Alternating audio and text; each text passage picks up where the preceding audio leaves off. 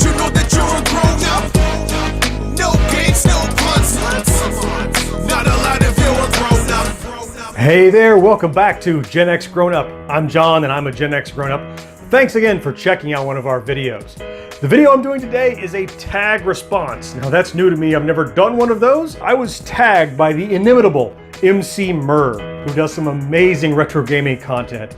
I first discovered him shortly after I started becoming a YouTube creator, and I was just captivated by him.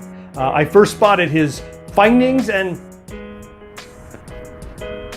scavengings videos. If you don't get it, that's okay. I'm gonna link to him down below. Check him out, you'll see what I'm talking about. But he's like an amazing, kind of quirky, southern, kind of homespun wisdom guy. He does great retro gaming content.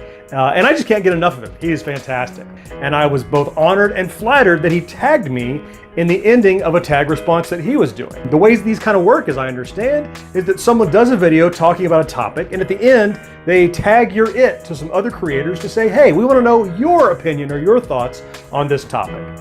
What Mur was talking about was, what are the 3 favorite things in your gaming collection? What are your top possessions, the things you treasure the most? At the end of his response, he tagged me, so here I am. Now keep in mind that these things are subject to change from month to month to week to day based on my current whims.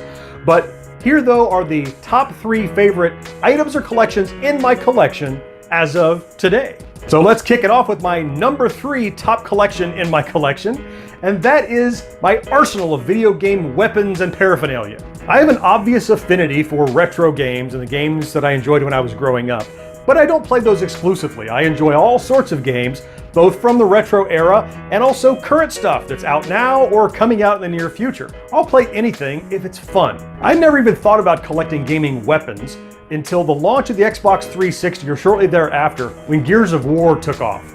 And they were releasing Gears of War Special Edition that had a Lancer that belongs to Marcus Phoenix. And that just seemed like a really cool thing that I would want to own.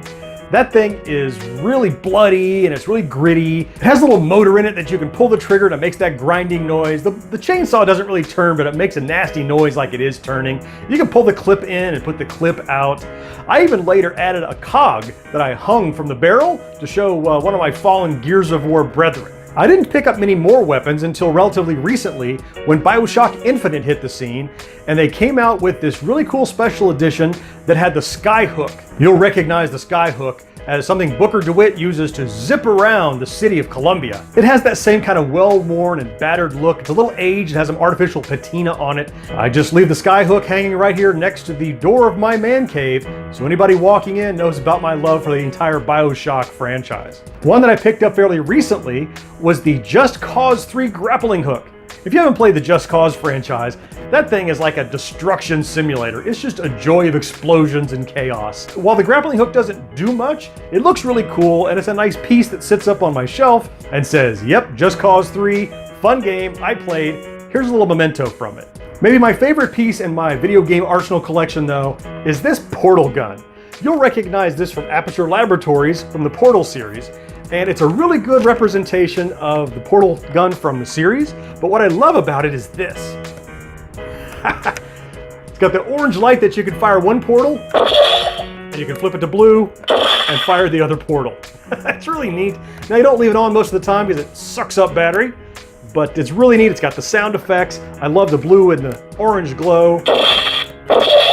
Fun to have, and makes a nice conversation piece up on the shelf. On to the number 2 favorite collection in my collection of game stuff, and that is my collection of game art. For whatever reason, I've never really gotten interested in collecting tons and tons of actual retro video game items, cartridges and boxes and stuff. I have a few here and there. In fact, on my shelf back here, if you look, there's an original Star Raiders for Atari VCS. It's got the controller in it, little number pad. That's neat to have. When I come across little things like that, I do grab them.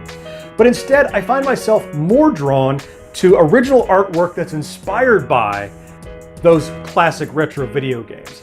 And whenever I go to a gaming convention or a Comic-Con or something like that, and I come across some really cool artists that have come up with original artwork that's based on or inspired by those games that I love, I pick up a ton of those. I have more in my collection now than I can even get framed and hung on the wall, and my walls are pretty littered. I've got a couple of really neat original pieces that are inspired by Wreck-It Ralph, a fantastic Disney movie that came out in 2012 that I just love. They're not obvious, they're not in your face, but they're definitely inspired by Wreck-It Ralph, and they have all the elements that kind of make Wreck-It Ralph special. Without a doubt though, my #1 favorite art piece is this original oil painting by an artist named Sketch. I picked this up the last year that Nerdapalooza was in Orlando. He was there showing all of his original art and prints, and this Donkey Kong oil painting is just amazing.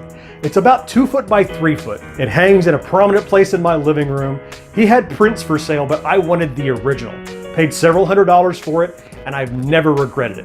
The detail, there's a little bit of abstract going on in it, but it's instantly recognizable, and it's just so vibrant, and it just pops on the wall. I love that I got this piece.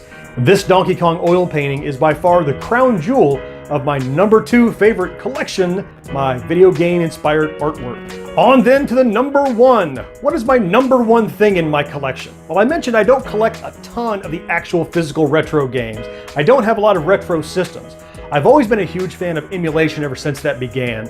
And so my #1 favorite collection in my collections is my arcade cabinet that has all of the games available for me all the time. I know for some people, emulation is a little bit of a touchy subject because it tends to destroy retro arcade cabinets, turning them into these generic main machines. Let me first say that my arcade cabinet was built off of a Flex Arcade. It was meant to be a multicade, and in fact, it was originally a hamster ball, as I understand. You'll see that I styled the bezel after my favorite game, Donkey Kong, and I renamed it All of Them. That's kind of based on an inside joke in my house. Anytime someone would come over that hadn't seen the cabinet before, they would say, "Oh my goodness, does it have this?" And I go, "Yes, it has all of them." So I thought maybe by naming the cabinet All of Them, that would answer the question.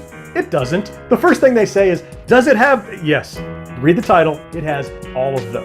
What I love so much about having a full emulation cabinet like this is, for me, it's better than having all the games on the shelf.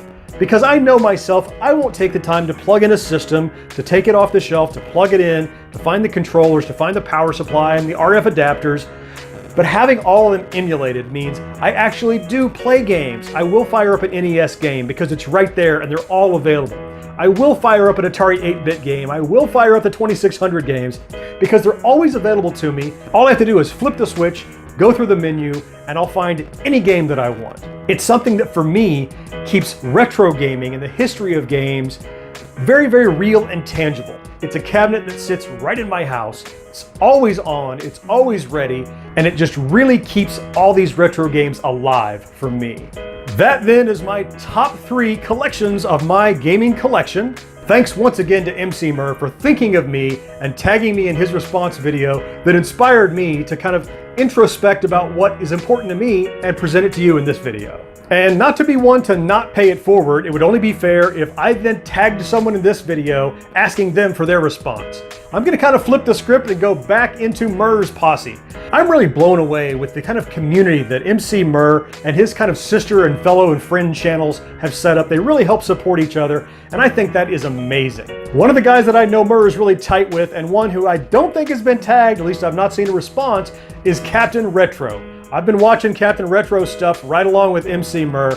That guy is a blast to watch. If for some reason you've missed out and haven't yet caught Captain Retro, I'm gonna link him down in the description below. You absolutely should.